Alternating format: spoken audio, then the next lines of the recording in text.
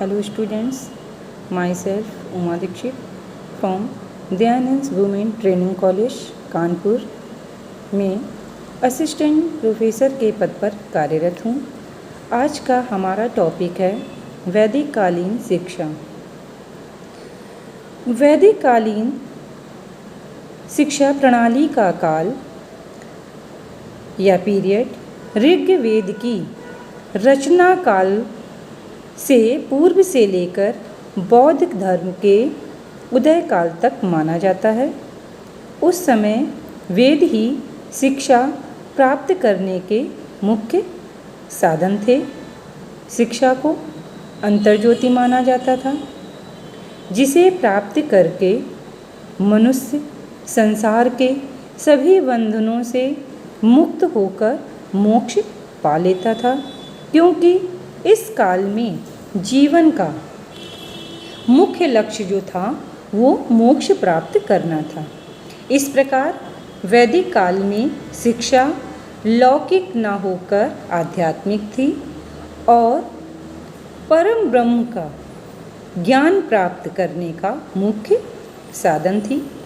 इसमें A.S. अल्तेकर ने कहा है कि वैदिक युग से लेकर अब तक भारतवासियों के लिए शिक्षा का अभिप्राय यही है कि यह प्रकाश का एक ऐसा स्रोत है जो जीवन के विभिन्न क्षेत्रों में हमारा सच्चा मार्गदर्शन करती है। वास्तव में शिक्षा एक ऐसी अंतर्ज्योति है और शक्ति है जो मानव को उन्नत एवं सुसंस्कृत बनाकर उसका सर्वांगीण विकास करती है। अब है मीनिंग ऑफ वैदिक एजुकेशन। वैदिक कालीन शिक्षा का अर्थ।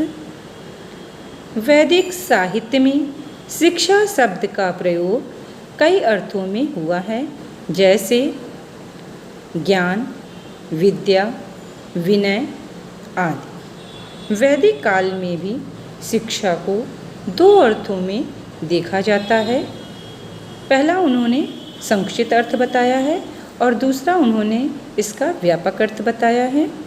संक्षिप्त अर्थ में उन्होंने बताया है कि शिक्षा का अभिप्राय उस औपचारिक शिक्षा से है जिसे प्रत्येक बालक गुरुकुल में रहकर ब्रह्मचर्य जीवन व्यतीत करता हुआ अपने गुरु से प्राप्त करता है। फिर इन्होंने शिक्षा का व्यापक अर्थ बताया है। व्यापक अर्थ में इन्होंने बताया है कि शिक्षा का अर्थ जीवन पर्यंत चलने वाली शिक्षा से था। शिक्षा को एक ऐसा साधन समझा जाता था जो कि मनुष्य को सभ्य और उन्नतिशील बनाती थी। इस तरह मनुष्य जीवन भर विद्यार्थी ही रहता था। वास्तव में वैदिक कालीन शिक्षा का अभिप्राय उस शिक्षा से था जिससे व्यक्ति का सर्वांगीण विकास हो सके और वह धर्म के मार्ग पर चलकर परम लक्ष्य मोक्ष को प्राप्त कर सके।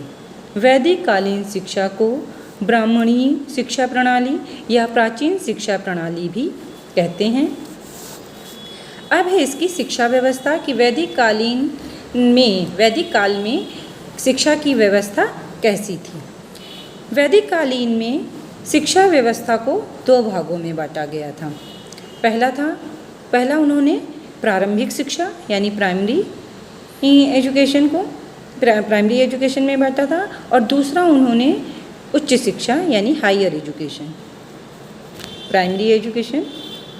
वैदिक काल में प्रारंभिक शिक्षा घर या परिवार में ही दी जाती थी। जब बालक 5 वर्ष का हो जाता था तब उसकी प्रारंभिक शिक्षा आरंभ होती थी। प्रारंभिक शिक्षा आरंभ करने से पहले उनका विद्यारंभ संस्कार किया जाता था। यह संस्कार कुल पुरोहित द्वारा संपन्न कराया जाता था।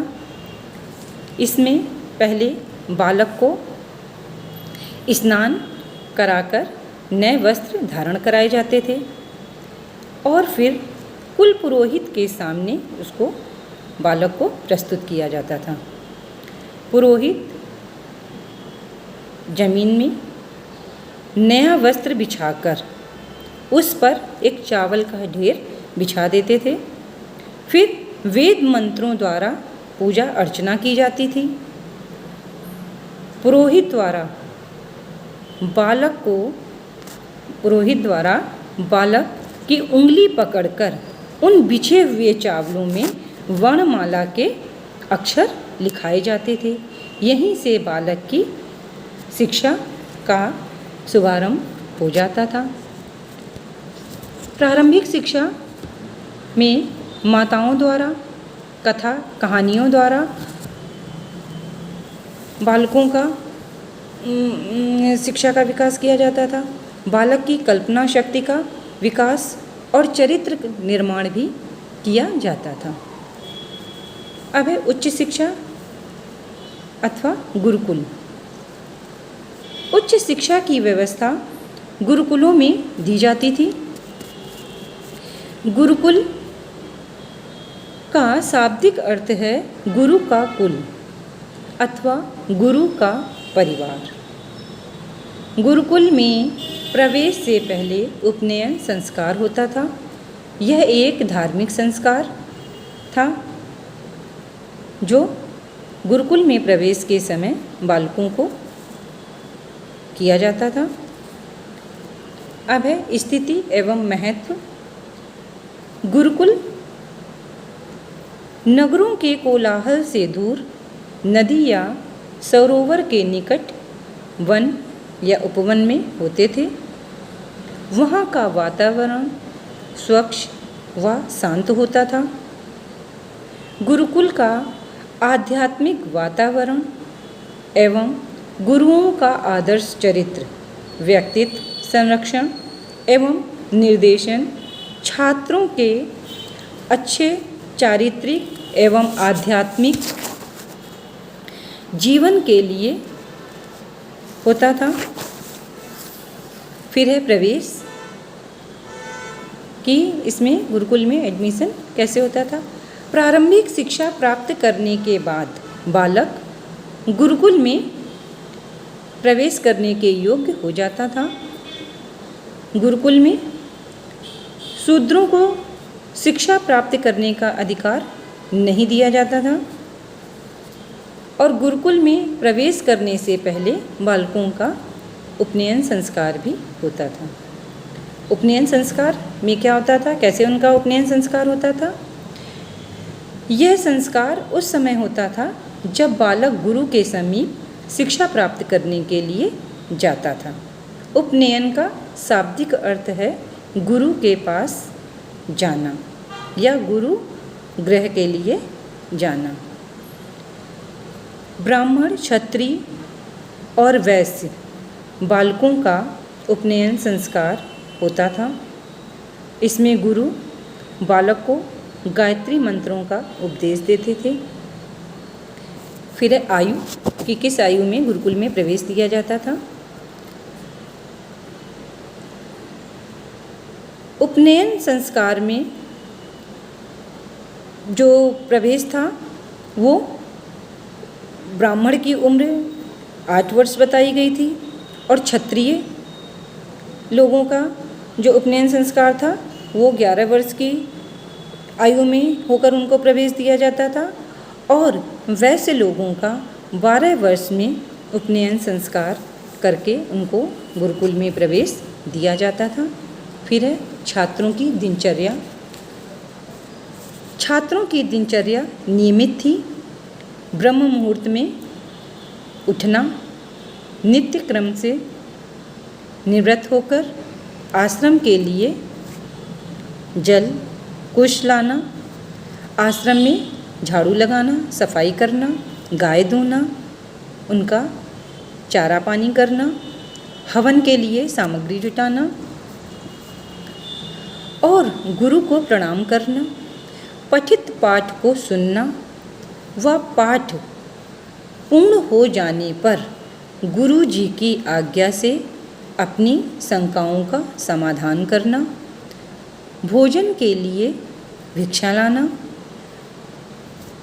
व गुरु को देना, मौन होकर भोजन करना, विश्राम करना, गुरु के सो जाने पर ही सोना तथा गुरु से पहले उठना आदि इनकी अनिवार्य दिनचर्या थी।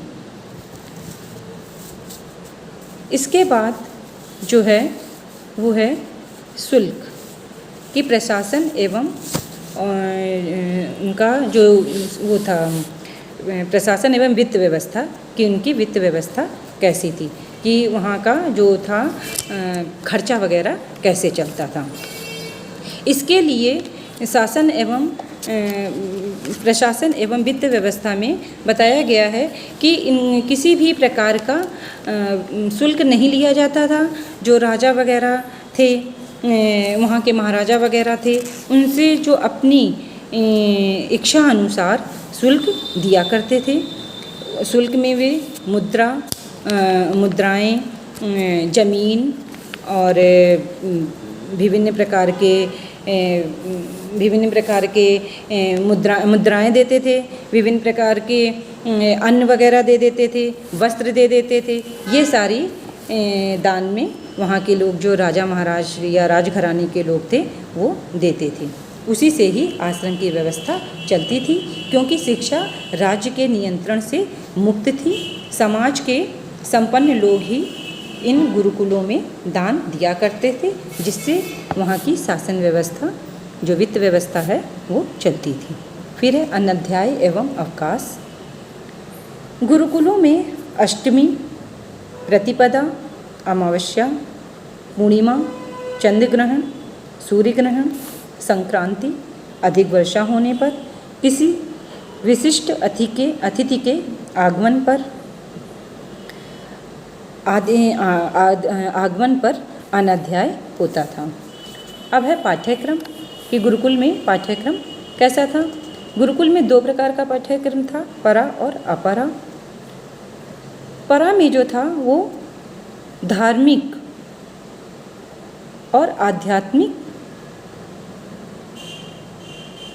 से जुड़ा हुआ था, और अपरा में लौकिक चीज़ें थी।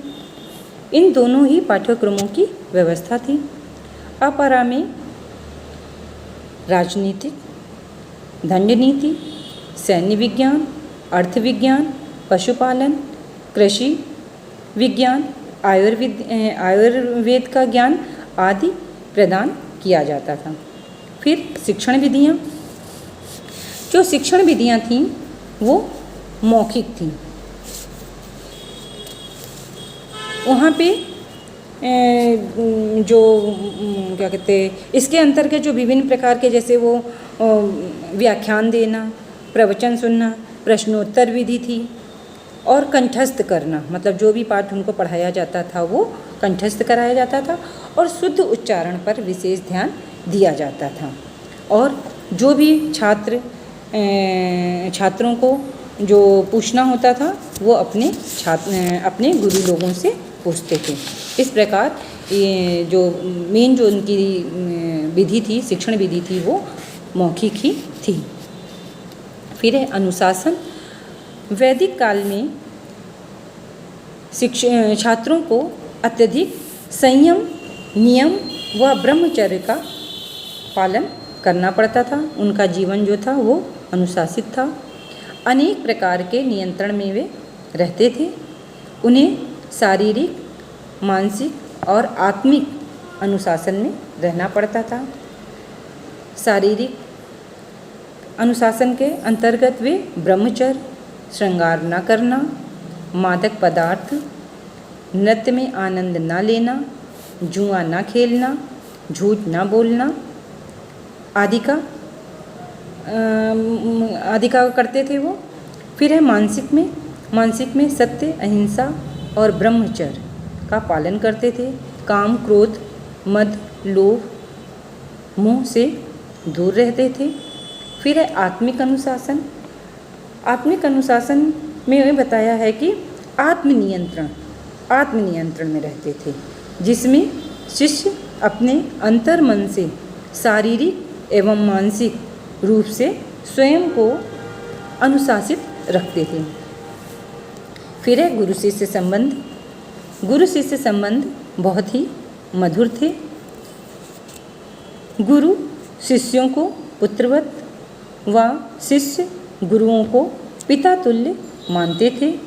शिष्य अपने गुरु को प्रसन्न रखने के लिए सदैव प्रयत्नशील रहते थे। गुरु और शिष्य के आचार विचार, रहन सहन, स्वास्थ्य, भरण पोषण आदि सभी आवश्यकताओं की पूर्ति के लिए उत्तरदायी होता था।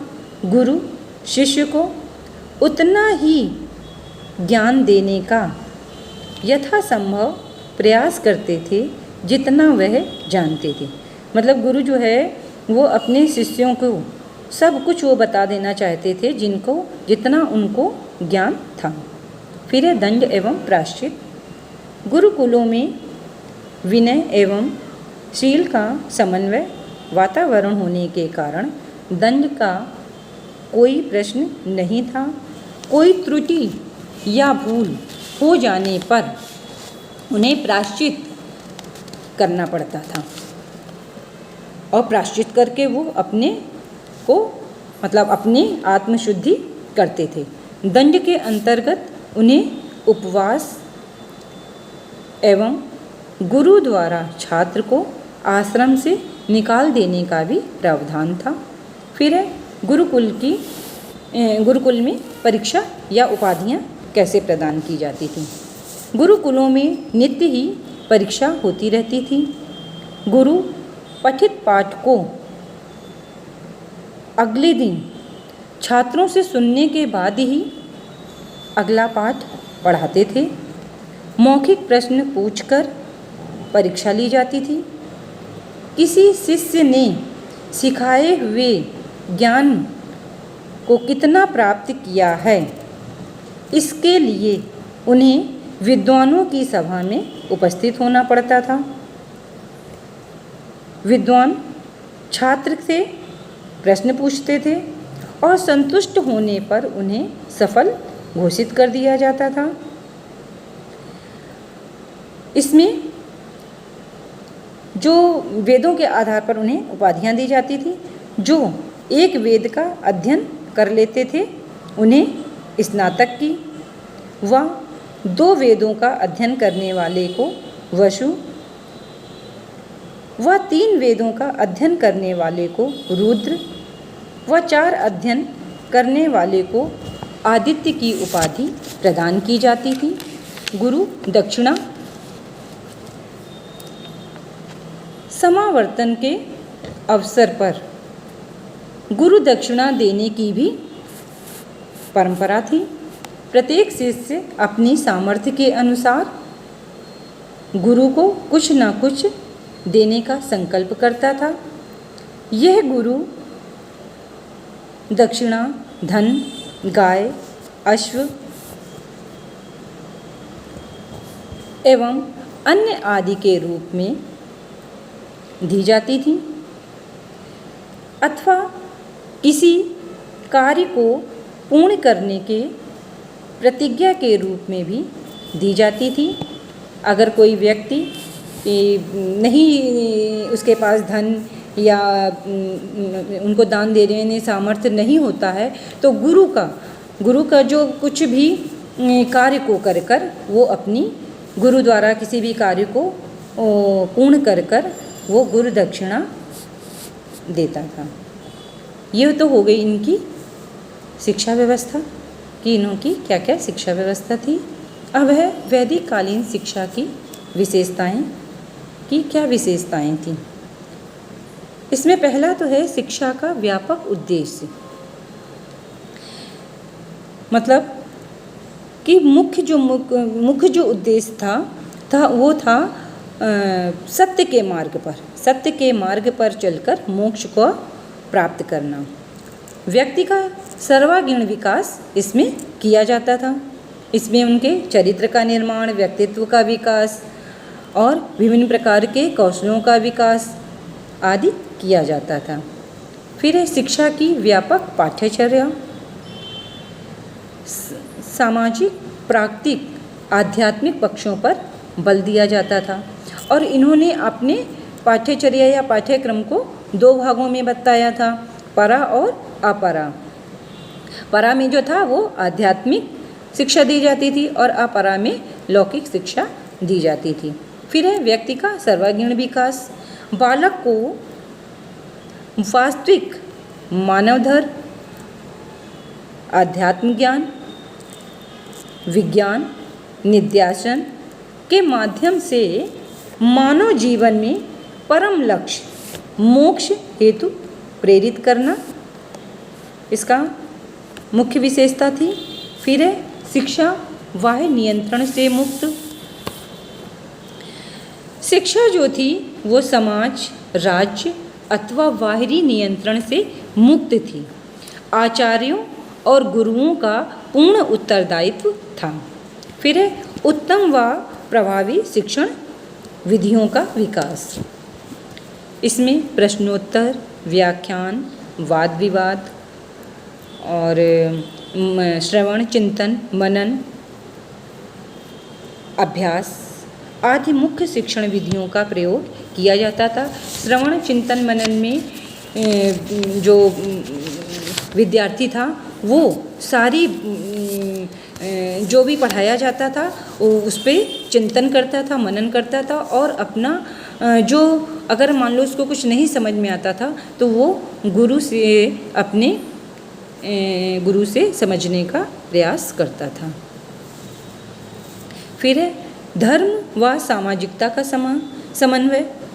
वैदिक कालीन शिक्षा में धार्मिक व आध्यात्मिक होने के साथ ही इसके पाठ्यक्रम में अर्थशास्त्र, राजनीति शास्त्र, न्यायशास्त्र, पशुपालन, कृषिपालन, चिकित्सा विषय आदि भी विषय सम्मिलित थे, जिसके कारण धर्म, आध्यात्म तथा सामाजिक जीवन से जुड़े कार्यों में समन्वय स्थापित करने के लिए अवसर मिल जाते थे। फिर है गुरु शिष्यों का अनुशासित जीवन, जो इसकी मुख्य ये भी विशेषता थी, गुरु शिष्य का अनुशासित जीवन। कठोर नियमों का गुरु व शिष्य दोनों ही पालन करते थे। गुरु बहुत ही अनुशासित जीवन में रहते थे, जिसका प्रभाव उनके छात्रों पर भी पड़ता था। फिर है गुरु शिष्य का गुरु और शिष्य के बीच मधुर संबंध। गुरु जो थे शिष्यों के सर्वांगीण विकास के लिए हमेशा प्रयासरत रहते थे और शिष्य भी गुरु का संपूर्ण श्रद्धा के साथ आदर करते थे, उनकी बातों को मानते थे। अतः दोनों के बीच में मधुर संबंध थे। फिर है नेक्स्ट है साहित्य एवं संस्कृति के संरक्षण एवं प्रसार करने में सफल।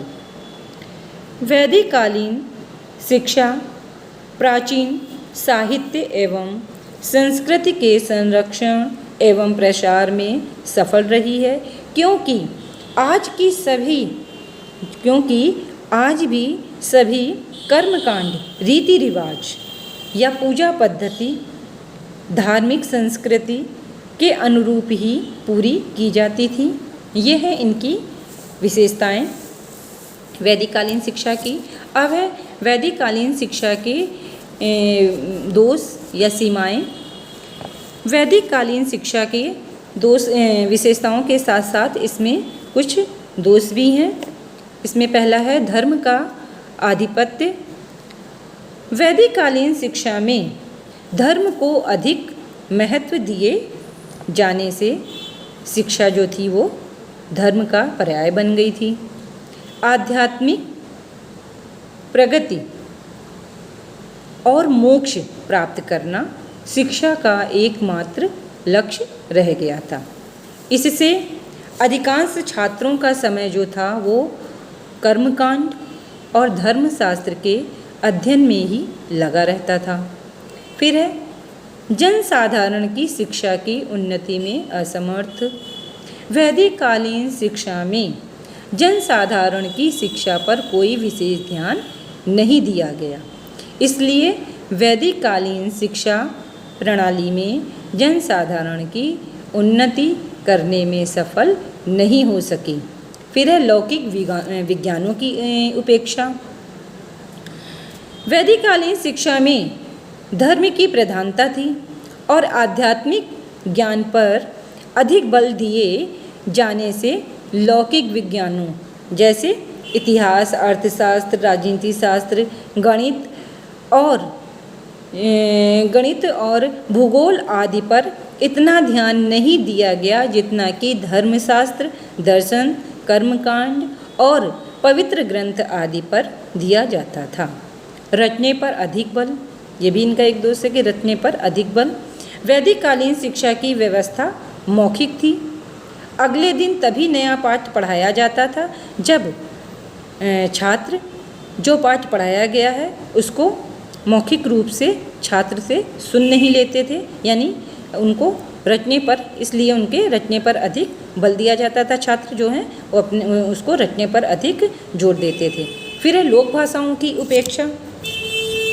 क्योंकि गुरुकुल में शिक्षा का माध्यम संस्कृत भाषा थी, संस्कृत पर विशेष ध्यान दिया गया था, इससे लोक भाषाओं की प्रगति नहीं हो सकी थी।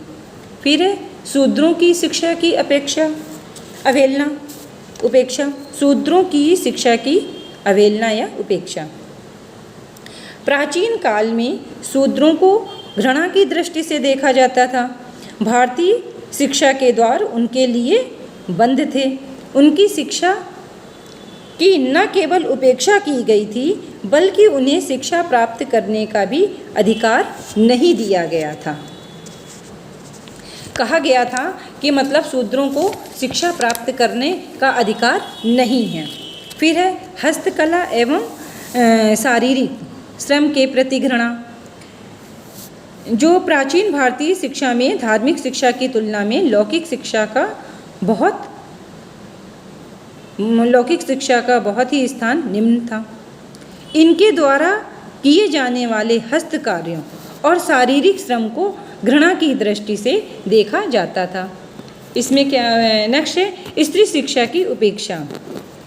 यद्यपि वैदिक कालीन शिक्षा में स्त्रियों को शिक्षा प्राप्त करने का पूर्ण अधिकार था, परंतु बालकों की भांति वैदिक कालीन शिक्षा प्राप्त